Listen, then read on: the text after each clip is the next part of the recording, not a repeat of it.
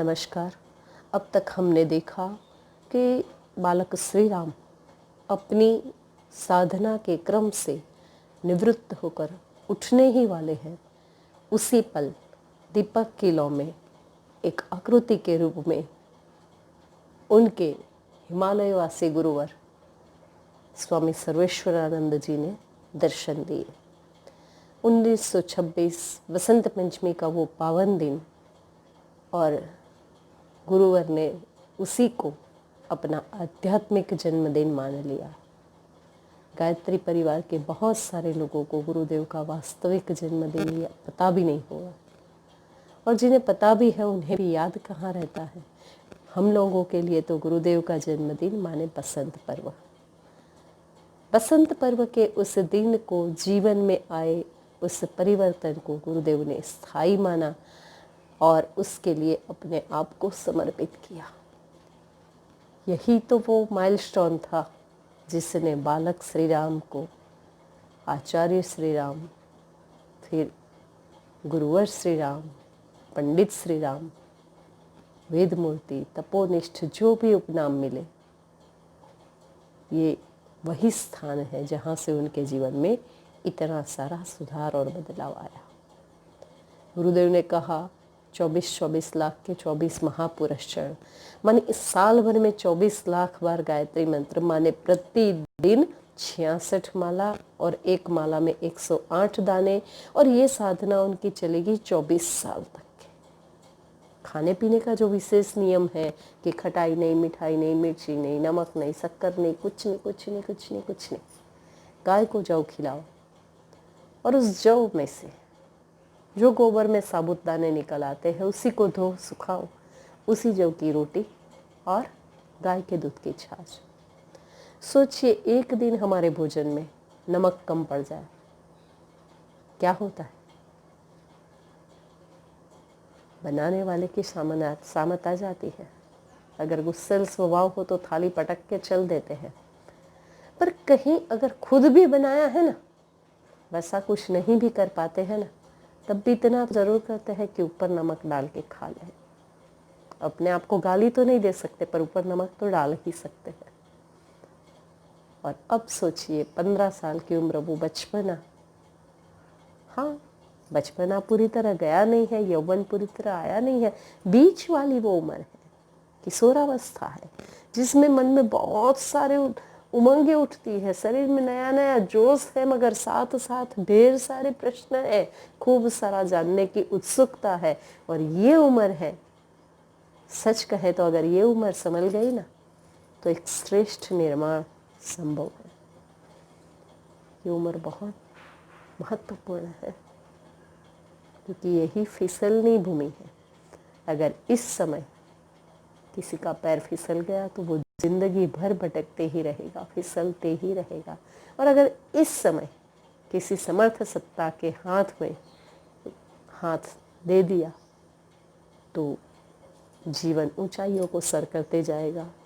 गुरुवर श्री राम इस बात का प्रत्यक्ष उदाहरण के रूप में हम सबके सामने है। 15 साल की उम्र में मिले दादा गुरुदेव, और उन्होंने उसके जीवन को यूं निखारा, क्या कहिए। पर हाँ, खाली गुरु श्रेष्ठ होने से बात नहीं बनती। गुरु चाहे जितना भी श्रेष्ठ हो, अगर शिष्य का समर्पण सामने नहीं मिलता तो गुरु कुछ नहीं कर पाएंगे।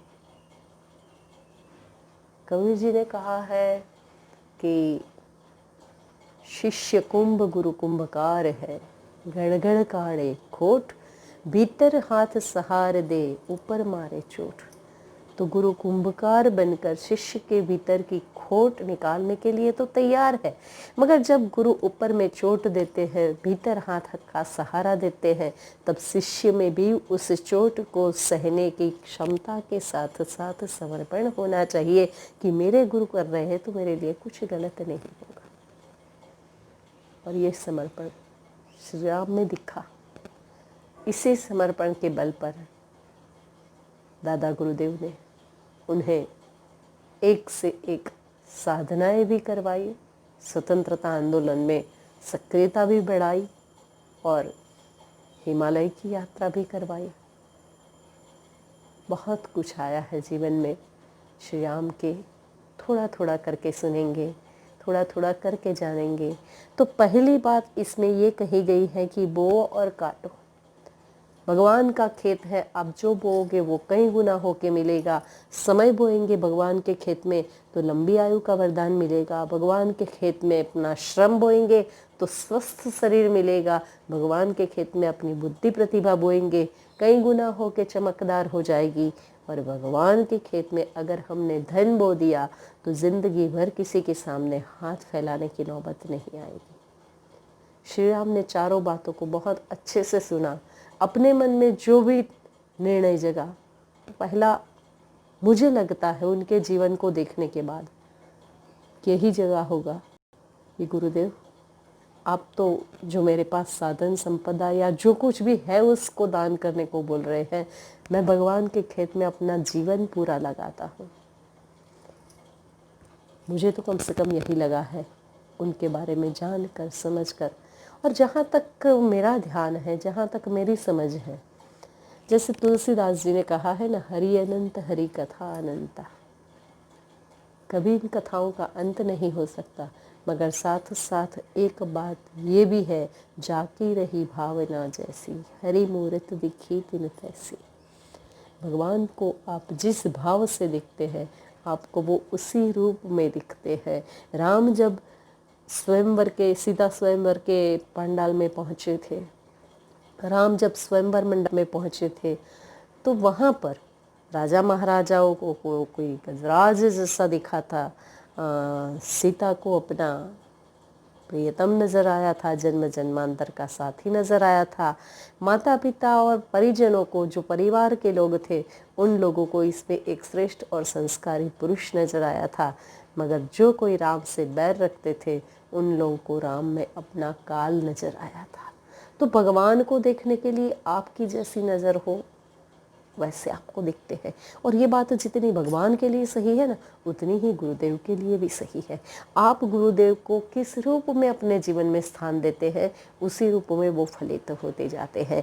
आपकी जैसी श्रद्धा, जैसी निष्ठा, उसी तरीके से आपको मिलते जाता है। दीक्षा एक तरीके से कहिए तो व्यक्ति के जीवन में, क्या कहें, जीवन रूपी खेत में एक कर्म का बीज जैसे लगाना। दीक्षा माने परमात्मा की ओर से, गुरु की ओर से बीज रूप में मिली हुई वो दिव्य संपदा, वो दिव्य मंत्र, जिसको आप अपने समर्पण से अंकुरित कर सकते हैं।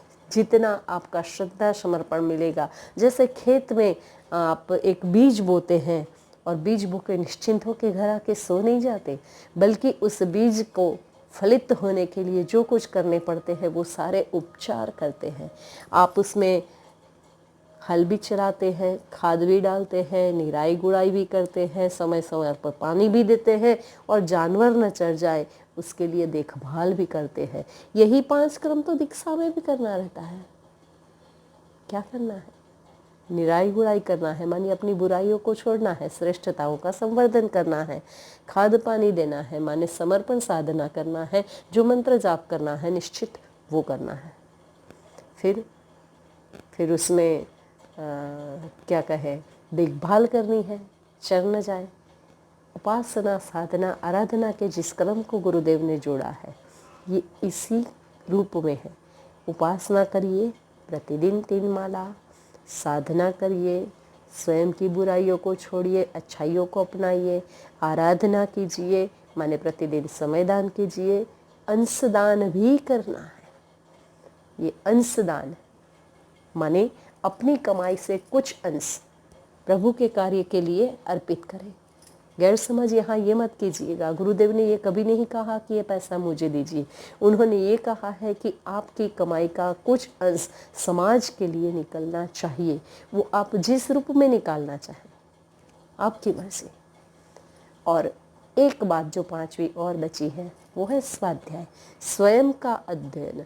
अपने आप को टटोलना है, महापुरुषों की जीवनी पढ़िए, अच्छा साहित्य पढ़िए और उसकी तुलना स्वयं से कीजिए, उनकी और हम में क्या भेद है, वो अगर इतने श्रेष्ठ बन पाए हैं तो क्या वजह है, हम आज की गई बीती स्थिति में हैं तो क्या वजह है।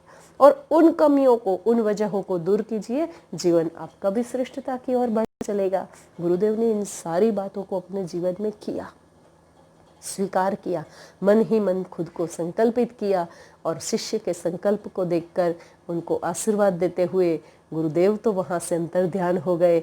मगर श्री राम ने जब अपने वो दिव्य रूप गुरुदेव जो दीपक की लौ में आए थे उनको प्रणाम किया और वो जब अंतर्ध्यान हो गए तो फिर जहाँ थे वहीं पर, हाँ, एक महत्वपूर्ण कार्य उन्होंने ये किया कि जो दीपक बुझने को था उसमें और घी डाल दिया। आज से ये दीपक कभी नहीं बुझेगा। यही दीपक है शांति कुंज में जो अखंड दीप के रूप में है, जिसका दर्शन करने के लिए वहाँ जाने वाला हर व्यक्ति जाता है।